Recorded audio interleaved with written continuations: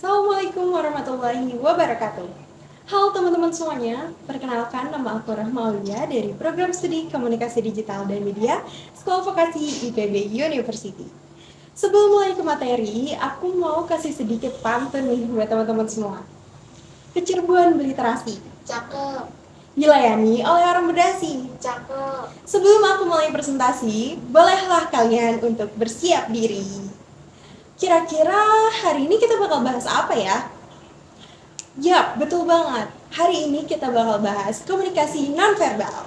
Aku mau ngasih tahu teman-teman semua tentang komunikasi nonverbal, yaitu dengan meneliti sebuah tarian daerah Bajidor Kahot.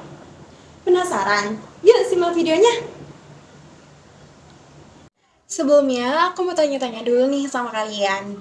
Apakah kalian tahu apa itu komunikasi nonverbal?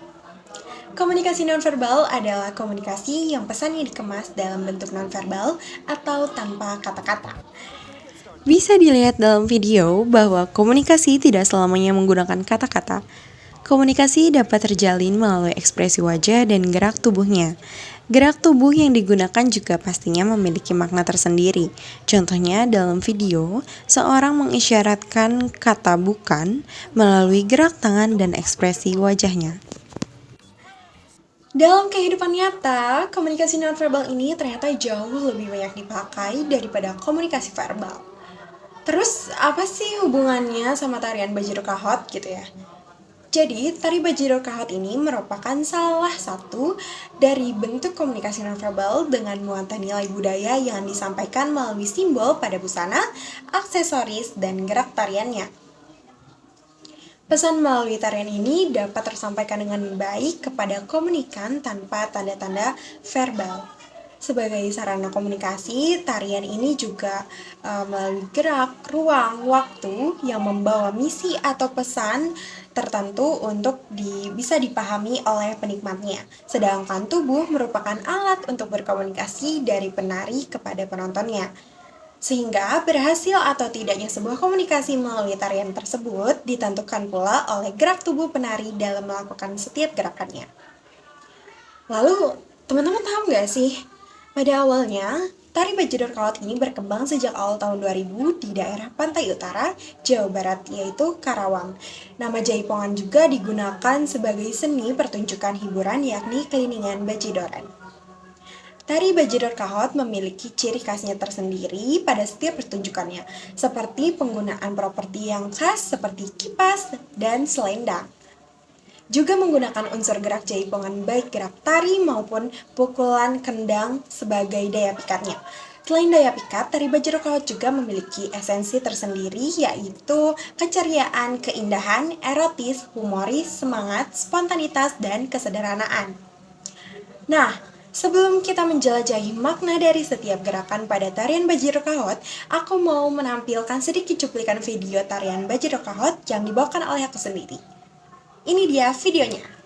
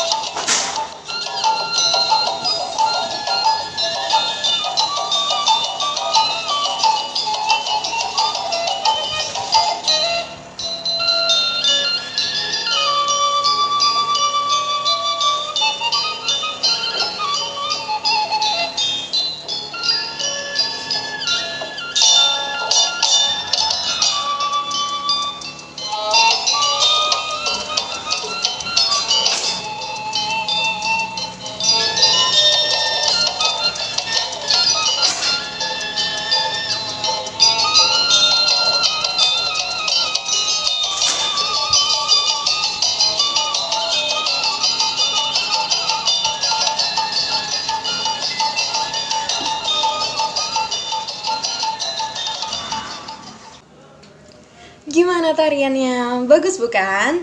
Setelah melihat tariannya, kalian bertanya-tanya nggak sih? Di mana letak komunikasinya? Kenapa dikatakan komunikasi nonverbal? Jadi, pada setiap gerakan pada tarian Bajidor Kahot ini memiliki makna tersendiri loh. Yang pertama, gerakan adik-adik.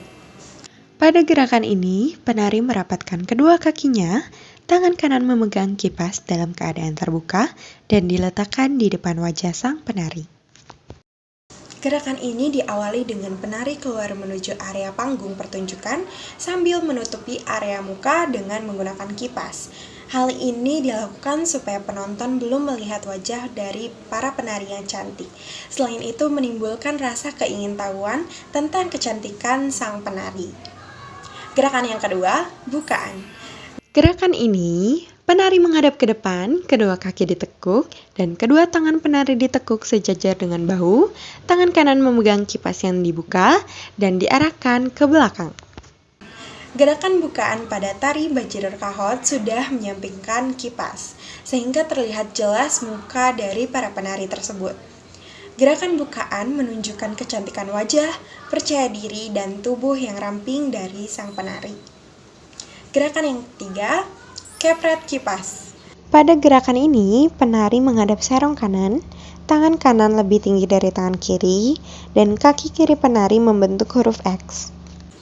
Mitos yang berkembang pada gerakan ini ialah penari mencoba merayu para bajidor yang melihat mereka menari dengan cara memainkan kipas yang ada di tangan lalu dikipratkan ke udara. Cindek.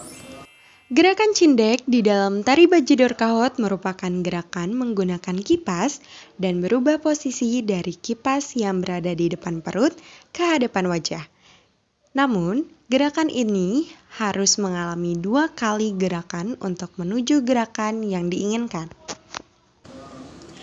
Faktanya, gerakan cindek ini merupakan gerakan yang diambil dari gerakan ketuk tilu, yaitu gerakan perubahan atau peralihan dari satu gerakan ke gerakan berikutnya.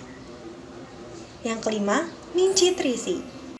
Pada video tersebut, penari menghadap lurus ke depan dengan kedua kaki bercincit, kemudian memutar ke belakang dan kembali lagi ke depan.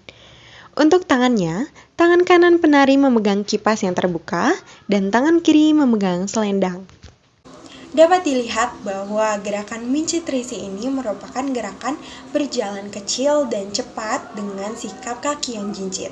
Seorang penari menggunakan kipas sehingga terlihat seperti penari yang ingin menampilkan sisi centilnya ditambah dengan penggunaan selendang yang menggambarkan sisi anggun sang penari tersebut. Nah, itulah beberapa makna dari gerak tari Bajidor Kahot. Menarik bukan?